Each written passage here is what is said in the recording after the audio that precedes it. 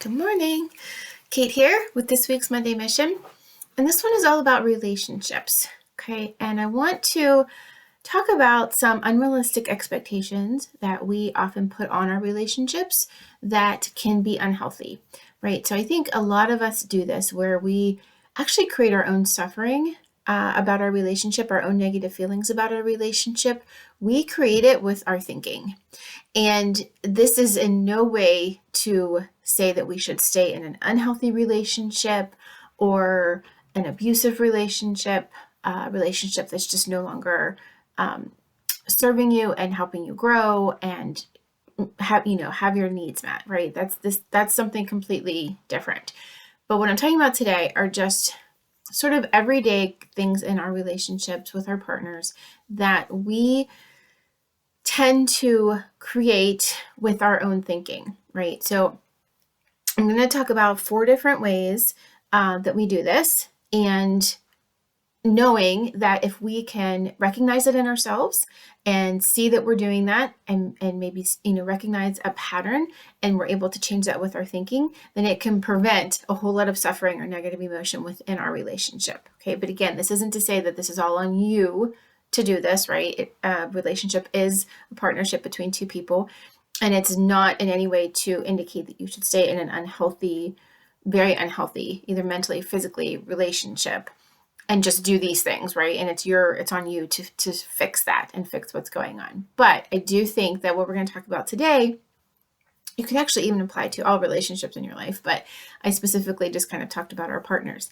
It can really help you sort of stop that suffering that we often create with our own thinking. Okay, so this is how we can manage our minds around our relationship so that we could really get to what the true issue sometimes is and get it resolved and no longer have to be stuck in this pattern and feeling like we're, stuck in this cycle of just we argue about it, nothing really gets resolved, we act like nothing happened and we pretend to move on like we're fine, and then we're back in the same argument or the same cycle again. Okay, so one of the things that we do in relationships is we have unrealistic expectations of what that relationship is supposed to look like. Okay, and I call this the Disney effect. Those of us that were raised on all the princess movies, right? We really were, from our messaging, really told that that is what a relationship is, right? There's this perfect prince out there for you, and you will be compatible in just every single way, and you will love every single thing about each other, and they will just adore you and look at you like you are the most amazing human being on the planet of all seconds of the day, right? Just really unrealistic expectations of what a relationship actually looks like. And it's just really important to know that we do this, right? And it's really important to know what your expectations are, okay? So, thinking about what expectations you might have of a relationship. If they are unrealistic, you are setting yourself up to fail. You are setting your partner up to never meet an expectation that you have, right? And then you feel anger, which maybe even leads to resentment and just all kinds of negative emotions towards the partner because the expectation was unrealistic, right? So maybe you have an expectation that you'll never argue, right? That an unhealthy relationship is two people that argue all the time, right? Or you may have an unrealistic expectation that you'll go to bed at the same time every night and you both should be on the same schedule. And if you don't, if one of you wants to go to bed earlier, one of you wants to stay up later, then that's a sign of an unhealthy relationship, right?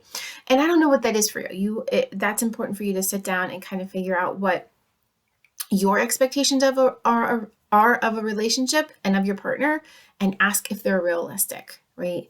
Do you uphold and do the expectation that you have of your partner in your relationship, right? And challenge it, right? So we're told, that, a healthy relationship are people that they just always want to spend time together all the time, right? They just love spending time with each other. Oh, you're my best friend, right? And we may have that in our minds that is what a healthy relationship is. And then when ours doesn't look that way, we think it's not a good relationship and it's doomed and we need to make it that way, right? So we try to force them to spend time with us or whatever it is, right? But challenge your expectations. So if you sit down and you say, I think a healthy relationship is this. We spend as much time as possible with each other. And then challenge that. Are there healthy relationships that the two people do not spend every waking second together, right? So challenge it, okay? So again, it's just being curious about what your expectations are of the relationship and reality checking yourself. Are these realistic, okay? The second thing that we do is we think that the partner should be our everything, right? So there should be our intimate partner. They should be our best friend. They should be our therapist or life coach, right? They should be absolutely everything to us, our confidant, our therapist, our just everything. They're to meet all of those needs for us. And again, this sets them up for failure. Nobody can be all of those things to everyone, right? We need to have other people in our lives that sort of serve those roles and help us in those different areas, right? To put that on one person and expect them to be absolutely everything for us, again, is just setting that up for failure. And when they maybe don't act in that role or they don't want to take on that role with you, you can cause your own suffering with your thinking about it, right? That means they don't love you. They don't care for you. You're not important enough to them, right? We can make it mean all these kinds of things. So checking yourself on, are you kind of expecting that this person fills every single role of friend, confidant, therapist, everything for you? And again, just, recognizing, is that an unrealistic expectation that you have? The other thing we do is we expect our partner to be able to read our minds, right? And this is something that I've talked about before. I did a whole video on it early on called The Manual. And it's just this idea that all of us, including your partner, has an unwritten manual, a manual of how we think the world should work and how other people should behave, okay? But this manual is often not given to our partner or written down anywhere, right? So they don't know what our manual is.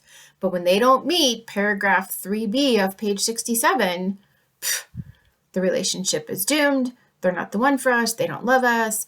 They don't care about us enough, right? So it's recognizing that not only do you have a manual, but that your partner has a manual that you don't know exists. And it's getting to know and be curious about what each other's manual is, and then also making sure that you are communicating your manual so that they know, right? Rather than it just be this unwritten expectation or criteria of how they are to act. And then when they don't do that, we make that mean all kinds of negative things about the relationship. And then the last thing that we do is we think that our feelings are dependent on their behavior, their actions, and vice versa, okay? So what I mean by that is we expect them to make us happy. We expect them to make us feel appreciated. We expect them to make us feel needed and fulfilled, right? We outsource our feelings, how we feel about ourselves, how we feel about our relationship, how we feel about who we are. We outsource that to them and their actions, right? So if he doesn't tell me I look nice today when I come downstairs, then I'm going to be sad. I'm going to feel badly about how I look, right? My feeling is dependent on their action, okay? And then the other way we do this against ourselves and cause our own suffering is when we think that our behavior causes their feelings, right? So we may be with a partner that thinks that we cause their happiness and that we should cause their happiness. We're responsible for them feeling happy. And if we don't do whatever it is they think that we should to make them happy, then that's on us, right? Rather than it's on their thoughts. Okay, so I really want us to understand this, because again, it goes both ways and it really does cause a lot of suffering. Our thoughts create our feelings and other people's thoughts create their feelings. My behavior does not cause anyone else's feelings. Their thoughts about my behavior cause their feelings and vice versa, right? So no one else causes my feelings. Their behavior does not cause how I feel. My thoughts about their behavior cause my feelings, okay? And I know, again, like we understand it intellectually, but we don't apply it to our own life, right? We just throw it out the window. But it's really, if you could even just get this one belief down, right? That your behavior does not cause anyone else's feelings and no one else's behavior causes yours, you will be so much better off and be able to manage your mind around things that come up in your relationship. That's a huge one. Okay. Is that no one else is responsible for our happiness. You are. You're responsible for your own happiness. Bottom line, at the end of the day, the only one that is in control of that is you. And they are the only ones that are in control of that for themselves. All right. So that's a big one. So those are our kind of things to look at and really examine, journal about, ask yourself, be curious, ask yourself all kinds of questions. What are my expectations of a healthy relationship? And then challenge them. Is that even realistic, right? Understanding that one person cannot be our everything, right? So are you getting fulfilled in other ways? Are you having connections with friends? Are you having a hobby or something where you feel more fulfilled, right? Rather than expecting that all to come from the partner. What is your manual? And are you communicating your manual? What might be their manual? And getting curious about what their manual might be and try to get them to communicate it to you. And then understanding that our feelings are caused by our thoughts, not anyone else's behavior, and vice versa. No one else is in control of our feelings. We are, through our thoughts. Okay. So our journal prompt, I actually have two. You can choose one or two or both, whatever you want to do. The first one is, what is the manual for my relationship? So really looking at that. What is healthy? What do I think a healthy relationship is for me, not for someone else, right? What is a healthy relationship for me at this time, at this season in my life? And that is the second one, is what is that healthy relationship? So what is my manual? Like what maybe I want to communicate, but I'm not, the expectations that I have for how someone else acts and behaves, right? And then what is a healthy relationship to me? All right. So those are your two journal prompts. So as always, share with me what comes up with you, but this is your mission, should you choose to accept it, is really examine, are you doing anyone or more of these things in your relationship? And are you really, subconsciously creating your own suffering that we could stop and we could figure out how to feel better in our relationships? All right. So I hope that is a good one for you, and I will talk to you soon. Bye.